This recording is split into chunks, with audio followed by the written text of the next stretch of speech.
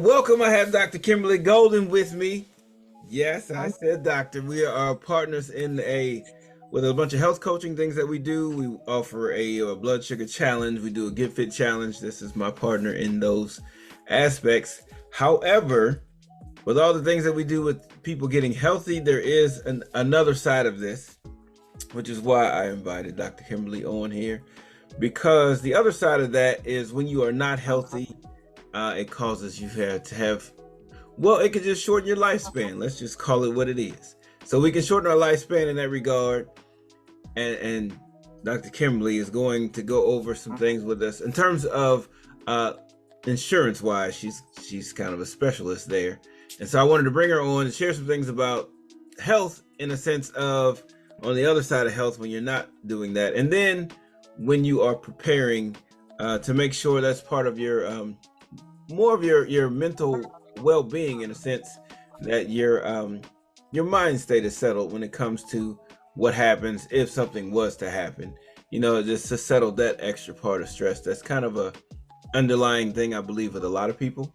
And the big part of that is when we look at, I see these Facebook, people on Facebook, and they have GoFundMe's for funerals, and that's quite interesting to me. And we want to look at some different ways into how we can help people. So Dr. Kimberly, welcome. Thank you. Yes. So we're just going to jump right in here. Let's talk a little bit about life insurance. What are those, what are some different programs that are out there? What are some different offerings? What's the benefit for people? All that type of stuff. Okay, well, thank you, Dr. Ware. I really appreciate this opportunity to share about life insurance. It's a passion of mine, and it's a passion of mine because I've always been passionate about healthcare, but I've added wealth care to the line because of the fact that stress is one of the number one exacerbators of illness. And because of that, if you are able to deal with someone's finances and help take some of that pressure off and help them to be able to build generational wealth, instead of, perpetuating the whole narrative of living paycheck to paycheck.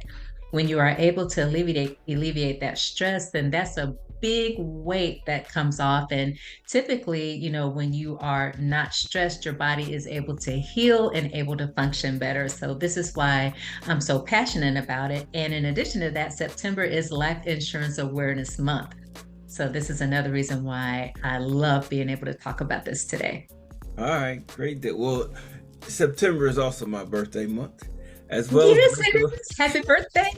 well, thank you. As well as the several other people I know who have birthdays in September. They're all good people, those Virgos, I tell you. But anyway, talking about this insurance, you hear a lot about universal index life insurance.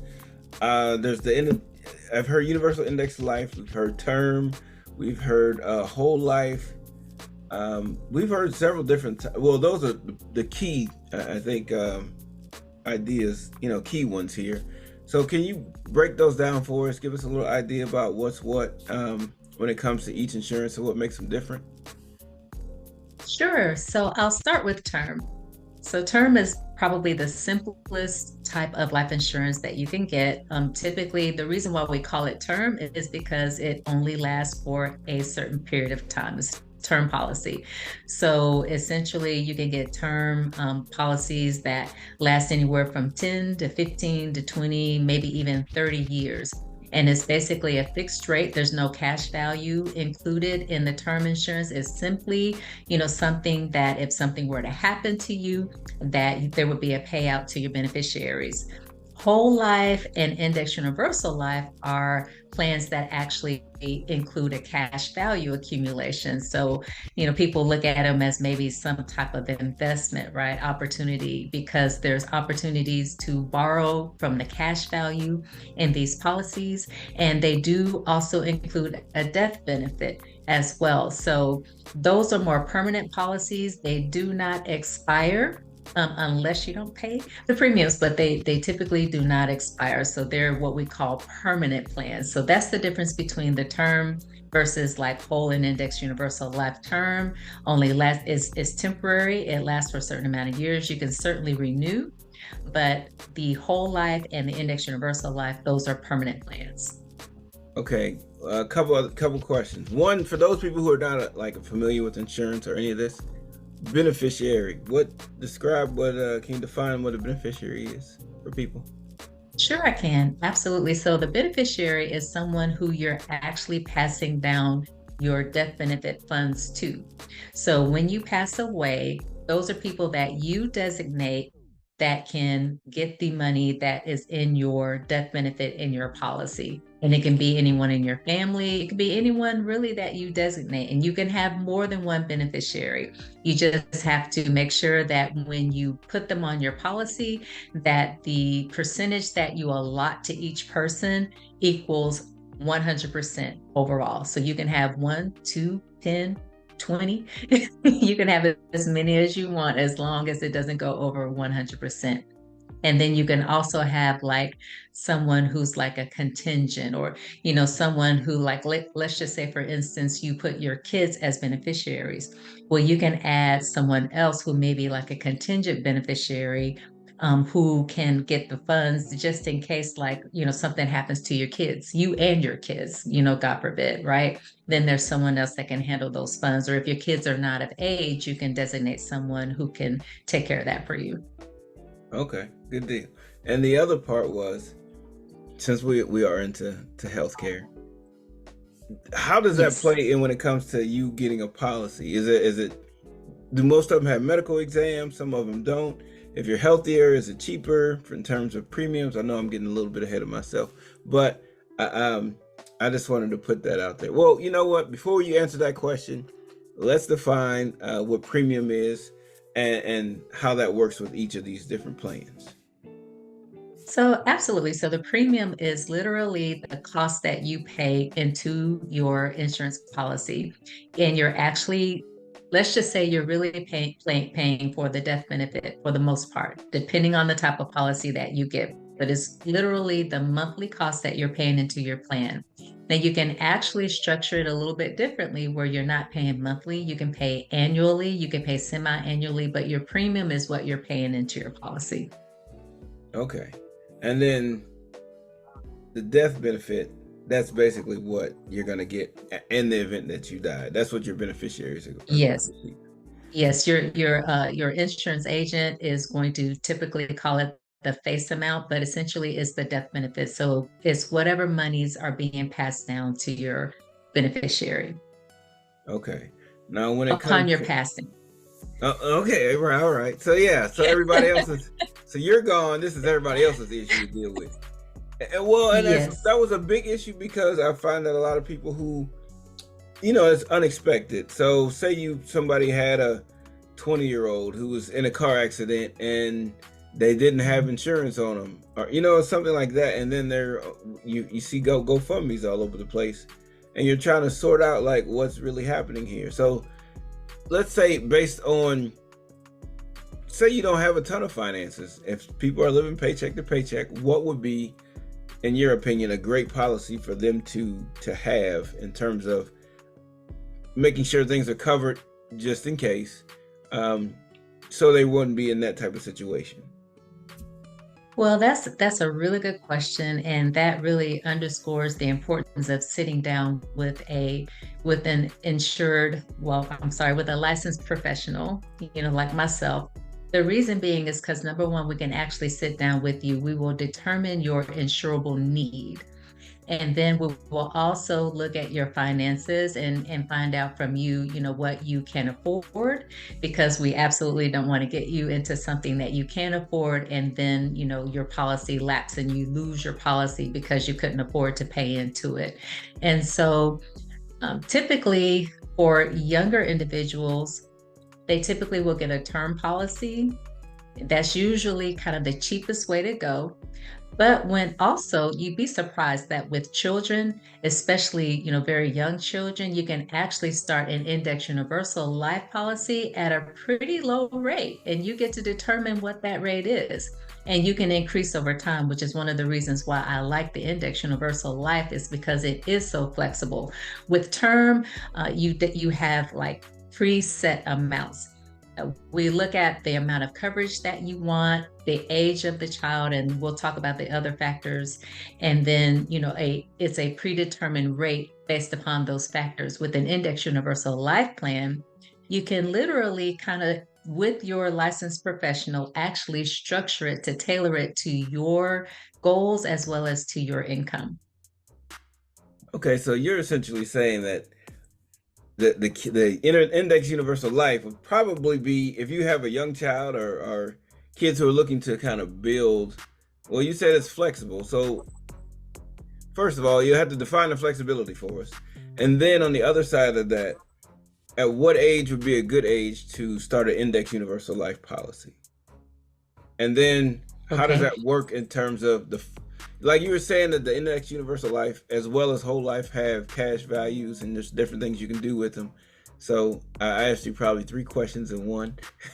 But I'm kind of looking for what kind of walk us through that journey. Say we have a 5-year-old and we're going to get a life insurance policy on them and we're going to go with the universal index. What are the benefits of having that policy in place for this little one? Oh, so many, so many. So I'm actually really glad you asked that question. So we actually lovingly refer to the Index Universal Life Plan for children as the $1 million baby plan. And we say that because there are so many options with the Index Universal Plan. Number one, with a child, so you can actually choose the amount that you want to invest into this plan, depending on, again, what your goals are and the goals that you have for the child. So you can literally build enough cash value for that child to where by the time that child is age 18, or even prior to that, if your goal is to help your child, let's just say with college expenses, we can actually show you how that money is going to grow tax-free in that index universal life plan. That's number one. That's one of the major benefits. It's going to grow tax-free. But we can also show you how you can take loans out tax-free, and you can pay it back or you don't have to pay it back. That's one of the things that we love about the Index Universal Life Plan. It's very, very flexible. So the child can borrow against it for college, and it's a vehicle. So, contrary to the set plans that many individuals put their children in for college funds, it's it's not number one, it's flexible. So if they want to go to college, they can use those funds for college. If they don't want to go to college, they can use funds for other things, like if they want to start a business or put money down on a house or a car. So they don't have to use those funds for college. Number two is that, those funds are not counted against the FAFSA because it's insurance. So it doesn't count as income, which is incredible because you can have $100,000 in that plan and not have to count that as income with the FAFSA. The other thing is, because it is insurance, that the money does belong to that child. So they can't be sued for the money. No one can come after them for that money because it's sitting in insurance. So there's so many different benefits to having that type of plan for the child. In addition to, um, we can build it and structure it. If you have a licensed professional that's going to help you structure it properly, it can actually even be used to build enough tax value to where you can set your child up for a tax-free retirement when they get of retirement age. And we can show you how they can take out tax-free distributions, which is very important in this day and time. And then additionally, when that child passes away, not only do they get to pass down that cash value, but they also get to pass down the death benefit. So they actually get to pass down both to the beneficiary, which is a way that you can actually pass down generational wealth and start a wealth trend in your family and literally change your family's last name, again, if it's structured properly. Mm. So there's a whole lot going on with these index, It is. yeah, universal. So a lot of people are like, that's a lot. So, and it's a lot to understand, but let's get my question in terms of who I am. I'll be like, well, how is that possible? Like, how does this work? Because in what I've researched and what I've heard about them, it's like, well, you can't. They only go up in value. They never really come down. So, Right. how does it work? Like, what's the inner workings of this type of policy in terms of just helping us understand why it works the way it works, and because people like this call scam on everything these days. So I just want to know like the inner workings of it. Just one or two key points letting us know how it actually works and benefits us. Well, Okay. not benefits us, Well, sorry, so just kind of how it works. yeah. Okay, so the reason why, let me start with this. The reason why we can structure a plan like this where you can actually take distributions out tax-free and it can grow tax-free is because of the various tax codes that are attached to it. So there are various tax codes that many people don't know about, and why? Because we don't read them. Who wants to sit and read, about a bunch of tax codes, right? But this plan is actually structured around those tax codes that allow us to be able to grow this money tax free and be able to take out tax free distributions. But you do have to be careful, which is why it's important to work with a licensed professional, because it can grow into what we call a MEC, a modified endowment um, contribution. I forgot my own acronym, but essentially it could be taxed, right? If you put too much money in it, which is why it's important to sit down with a licensed professional because you do not want it to be taxable. But we can certainly help you keep it to where it is tax free. We keep it within certain measures to make sure that it is tax free growth. And actually, this is a method that the Rockefellers have used for many years, started with John Rockefeller. And that's why in his lineage, you will never meet a broke Rockefeller because they have used this strategy from generation to generation. So if you really want to just learn more about it, of course, I'm open to speaking with individuals about it, but you can also, there are books. Money, Wealth, and Life Insurance is a really good book that actually shows you, how these plans work and why we're able to do it and why it's not a scam. And then there's another book called The Laser Fund. Now, it is very detailed reading, but I would recommend reading it because it will really help you understand, everything from the tax codes that are involved to how this actually can build a tax-free retirement for your child, how you can borrow against it and not have to pay it back if you don't want to. Like, it absolutely sounds too good to be true, but it really is not. It's a great way to pass down wealth. This plan is actually tied to indices. And so it mirrors the market. So unlike your variable accounts, like a 401k or a 403b or an IRA, those accounts are tied to the market. They go up and down with the market, and there's no floor protection. With an index account, there is a floor protection so that you're guaranteed never to have less money than what you put into it, right? And then the other thing is it mirrors the market. So, like you said, when the market goes up, your money does go up. But when the market goes down, you actually lock in at that rate. So, really, you take all the gains and you don't take any of the losses. So, in my opinion, it always outpaces any variable account. Okay, now that's a beautiful thing. Yes. So now I know in particular, like being in the health industry, I know health insurance is real wonky in terms of what you can cover, what you're covered for, and some of the other things. And the other day I got a free life insurance policy, and it was like from a credit union, right?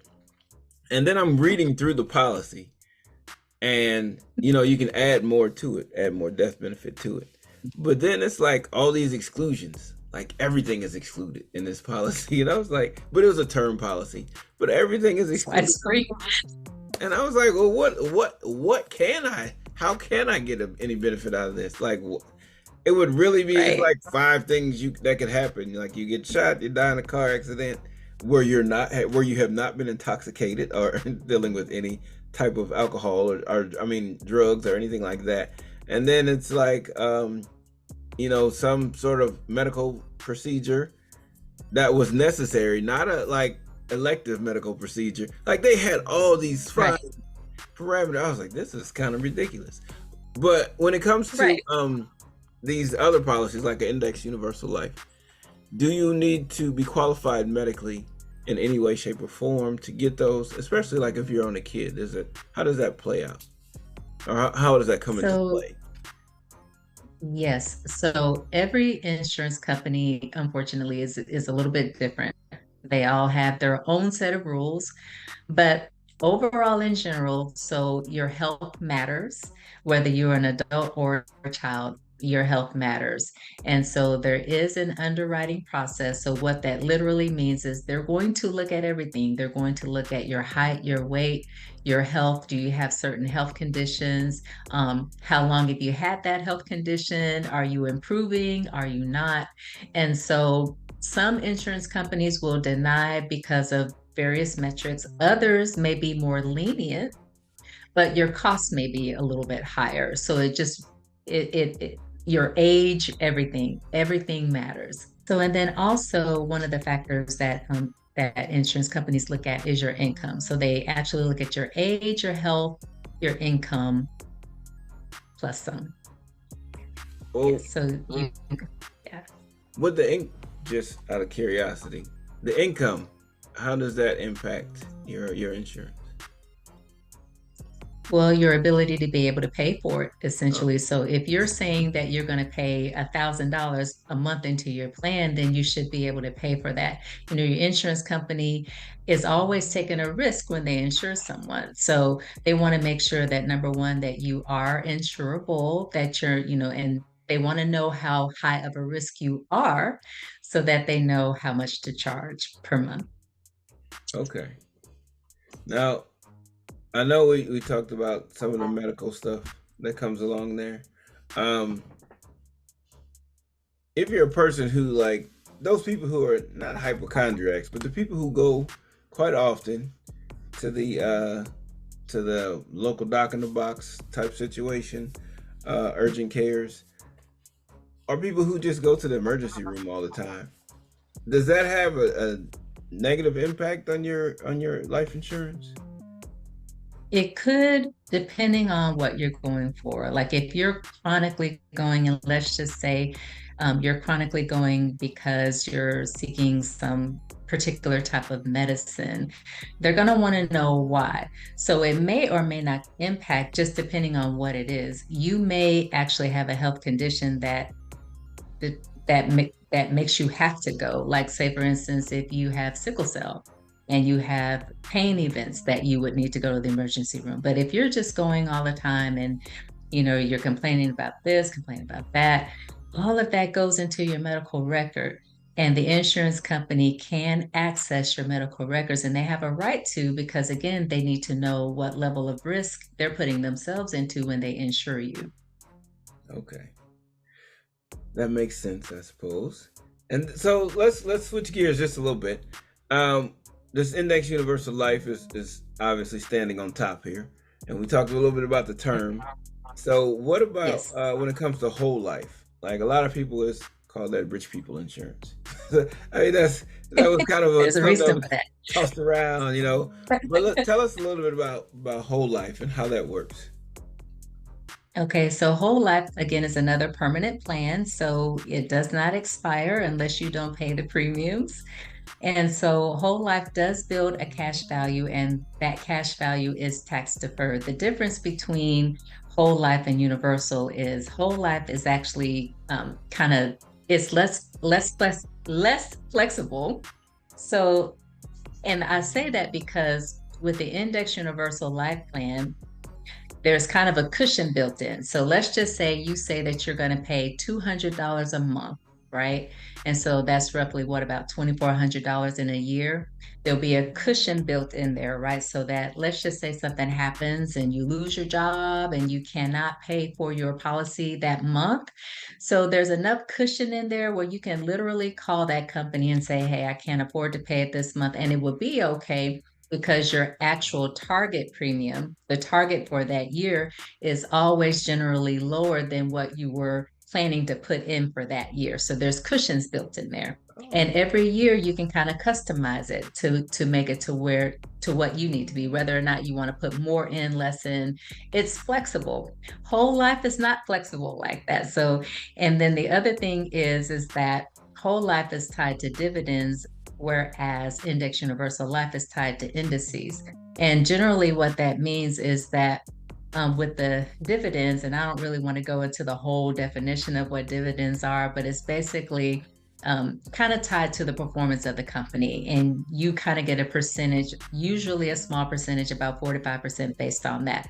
Indices, when you are mirroring the market, the amount that gets credited to you is usually, and I can't tell you an exact percentage because, again, it depends on the indices you choose and it also depends on how it's performing in the market, but averagely about 9% in a year. So anywhere from like 7 to 10 and sometimes even 12. And another thing with Index Universal Life is you can add what we call multipliers, meaning that you can increase the amount that you're actually getting credited.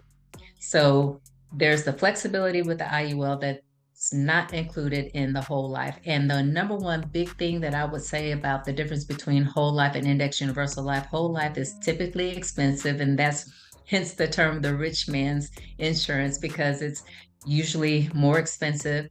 And the other thing about it is that when you pass away, so the big difference with whole life is when you pass away, you can pass the death benefit to your family, but generally that cash value goes back to the company.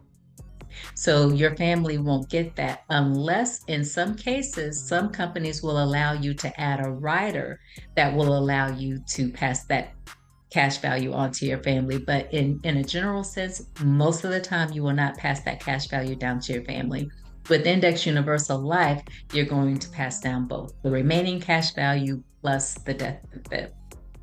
So Okay. those are the top differences that I can think about. Okay. A couple things out of that. So just so I make sure I heard you correctly. So with the whole life, you said you may get 4 or 5% depending upon how the company's doing. So if the company doesn't do well, then you don't do well. Is that Exactly. Yeah, you'll get the lower end. so? You may get Yeah, 2% or 1%. possibility. Oh, okay. So we don't do But generally, usually the norms are usually between 4 and 5%. okay. And then you mentioned the rider. Now, a lot of people aren't familiar with this insurance world, and they're like, "What is he talking about a rider? Is that somebody that's coming along for the ride, or define that for us? Define that for us so we can be clear on how this works with the rider." Well, the way you described it is actually kind of the way it works is something that's coming along for the ride. It's something that you add to your insurance contract, right? Okay. So let's just say you have like your normal package for Okay. your insurance. And then you can add additional components to enhance your insurance policy. So there's different things that you can add, like some companies allow you to add what's called a long-term care rider. So what that is you're actually adding like a long-term care insurance component. There's some insurance companies allow you to add a grandchild rider to where you can insure your grandkids. So there's different riders that you can add, a chronic illness rider, terminal illness rider. There's a lot of different riders that you can add, but really it's just like putting an addition onto your policy. Okay. Now all And these some right. you pay for and some you don't. Oh, okay. So Okay. that's Okay. another thing. Yeah. And Yeah. that's another thing that I like about a lot of the companies that I work with, because there's multiple companies that I involve myself with for various reasons, and they're all A or A plus rated. And so, what I love about some of the policies that we offer for the term as well as for the IULs is that there are living benefits included, so that if you're ever critically, chronically, or terminally ill, they will accelerate a payout to you so that you will have an opportunity to really be able to focus on your health and healing and not worry about loss of income, loss of assets. So that's another, really good thing because all insurance companies don't offer that, but there are some really good ones that do. Okay. Yeah. I mean, that sounds beautiful. Because if you're somebody And I who's wanted to add one more thing too. okay, go for it. Go for it. Yeah. So you brought up a good point, and you and I didn't speak about this, but you did bring out a good point about you actually being offered a free insurance policy, and then you read it and it's like, well, wait a minute, this isn't covered, this isn't covered, this isn't covered. That's another important reason why it's really good to sit down with a licensed professional, because number one, many individuals that I sit in front of, they rely on their life insurance that they get on their job. They tell me, I'm covered, I'm good, I have life insurance on my job. And there's so many issues with that. Number one, the 99.9% of individuals do not read the language in that life insurance policy. So you really don't know what you're covered for.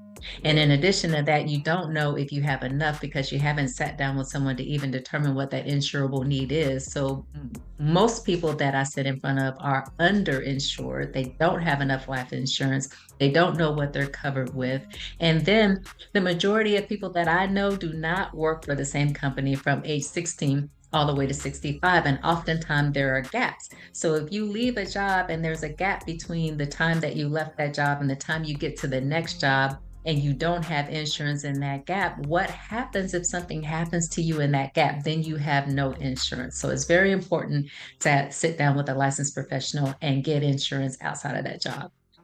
Yeah, well, because mine came as a part, like I said, part of a credit union. I'm a member of a couple credit unions. They sent me this policy. We'll give you, was it like $2,000 for free for being a member of the credit union, and then, but you can sign up for more.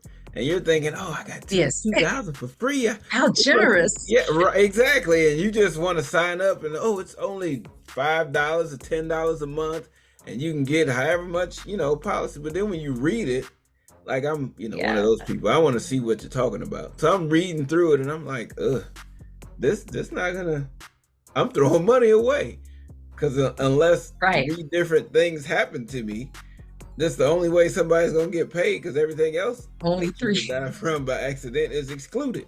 I mean, it's like Mm. I think it even took out natural disaster. Like I was swept up in a tornado. No, no, no, that's excluded. They you know, covered everything. yeah, I was just like, I don't even know what I could die of to get benefit. So yeah, that's why I didn't do that. But I found that interesting, and I think a lot of people are approached with things like that, which is why I wanted to have you, Yes. to have you on and kind of break these things down. I'm sure a lot of people run across things like this, and it may come from their job, or it may come from like a credit union or somebody else that they're tied to, and they may just be like, "Oh, it's such a benevolent, idea that they're going to give me this, $2,000, $1,000 free policy." But then this, because if you do buy into it, it's very tempting. Like if I hadn't read that, yeah, and it's like low, so I'd have been like, yeah, I'll just give them $10 a Yeah. month, no big deal, or $20 a month, no big deal. But it's like such an extreme situation, and that one in particular, especially for me, I was just like, well, that would be pointless, because, Yeah. but for some, but don't get me wrong, for some people that may be good. I just would encourage people to read what it is they're about to sign, and see what's excluded Yes. on the front end before you go. Even if it is just $10 a month, you could take that $10 and do something else with it. Right. To gym memberships now are $10. You could put that $10 towards that, help your health. But anyway, um, Yes. so if people are looking to get a hold of you, work with you, how can they get in touch with you to learn more, to sit down with you, get a consultation going, and figure out what's happening with them? How can they get in touch with you? So the easiest way would be my email, and my email is literally my name without the vowels. So it's kmbrly.gldn@gmail.com. I'm also on Facebook. You can send me a private message on Facebook. Instagram, I am Golden Fit Girl. So golden_fit_girl on Instagram. Okay, good deal. Well, Dr. Golden, I appreciate you being on, sharing your information with us. Maybe we can help some people change the direction of their health, their family, their wealth, all that good stuff. And then we'll talk soon. Awesome. Thank you. All righty.